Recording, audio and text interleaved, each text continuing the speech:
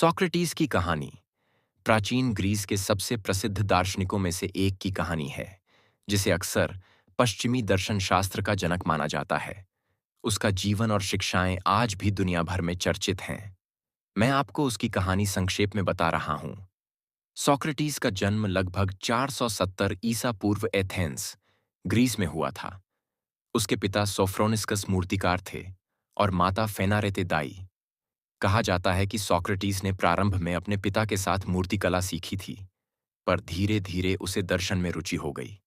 Socrates न केवल अपने विचारों के लिए प्रसिद्ध था, बल्कि उसकी जीवन शैली भी अनोखी थी। वह बहुत ही साधारण जीवन जीता था। न अच्छे कपड़े पहनता, न धन की परवाह करता। वह पूरे दिन एथेंस की गलियों, बाजारों और सार्वजनिक स्थलों पर लोगों से बातचीत करता था। उसकी मुख्य रुचि थी, क्या है अच्छा जीवन और सच्चाई, न्याय और सदाचार क्या है। उसके सवाल अक्सर लोगों की झूठी समझ या अहंकार को उजागर कर देते थे, इसलिए कई लोग उससे चिढ़ते थे। लेकिन उसके कुछ शिष्य, जैसे प्लेटो, जेनोफोन, एंटिस्थेन्स, ने उसे अत्यधिक सम्मान दिया और उसके विचारों को आगे बढ़ाया। सोक्रेटिस ने कोई किताब नहीं लिखी। उसके विचारों को उसके शिष्यों, खासकर प्लेटो ने अपने लेखों में दर्ज किया।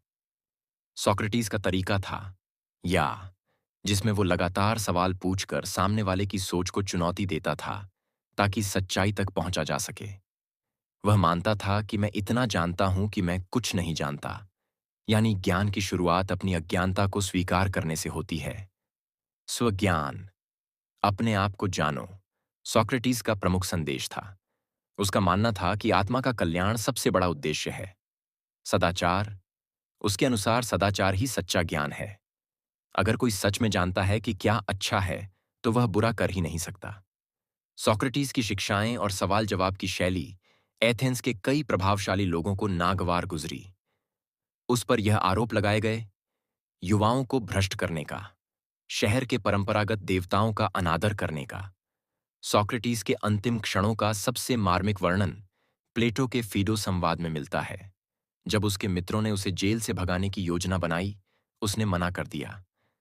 उसका मानना था कि कानून और न्याय का पालन करना नागरिक का कर्तव्य है, भले ही सजा अनुचित हो। 399 ईसा पूर्व में सोक्रेटिस पर मुकदमा चला। अदालत में उसने माफी मांगने या अपनी बात से पीछे हटने से इनकार कर दिया।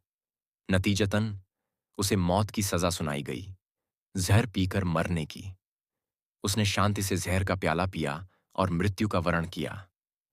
सोक्रेटिस के विचारों और पद्धतियों ने उसके शिष्यों, जैसे प्लेटो और जेनोफोन, और आगे चलकर अरस्तु के माध्यम से पूरी पश्चिमी दर्शन की नींव रखी।